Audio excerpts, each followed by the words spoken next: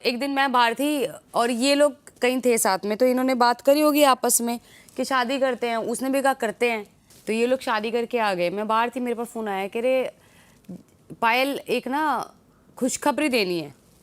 मैं इनकी हर एक चीज़ समझ जाती हूँ। मैंने कहा तुमने शादी कर ली? मैंने यही बोला।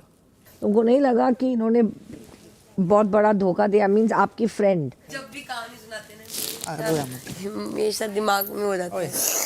ओ बंदरू, अब खुश है ना? ओए, अब तो मुझे ऐसे लग रहा है तुम दोनों की शादी है, मेरा तो रोल ही नहीं है बीच में। कोई बात नहीं, अब मत रो। बिग बॉस घर में फूट फूट कर रोने लगी पायल मलिक। आखिर ऐसा क्या हुआ? पायल मलिक की आंखों से आंसू आ गए।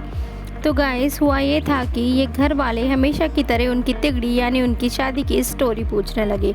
एक तो ये दोनों जब से बिग बॉस में आई है, ना जाने कितनी बार अपनी शादी की वही घिसी पिटी स्टोरी सुना चुकी हैं।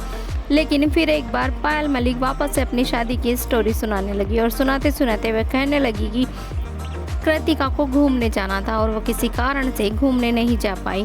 तो पायल ने 7 दिनों के लिए उनको अपने घर पर रुकने को बोला और इन 7 दिनों में कृतिका को अरमान से प्यार हो गया।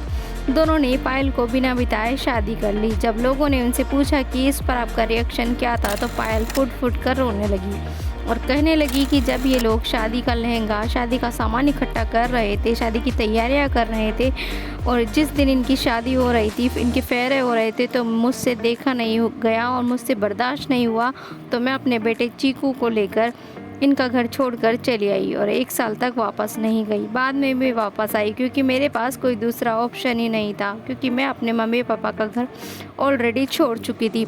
पायल को रोता देखकर घर वाले उन्हें चुप कराने लगे। इस पर कृतिका भी उन्हें चुप कराने आई और अरमान ये कहते हुए नजर आए कि अब भी दिक्कत हो रही है क्या इन चीज़ों से, जिस पर पायल नहीं बोलकर वहां से चली जाती है। अरमान मलिक कितनी भी अपनी शादी को लेकर कूल बन जाएं, पर पायल को देखकर पता चलता है कि पायल दुखी है। क्या आप लोगों को अरमान मलिक की दोनों शादियां सही लगती हैं? कमेंट में बताइए।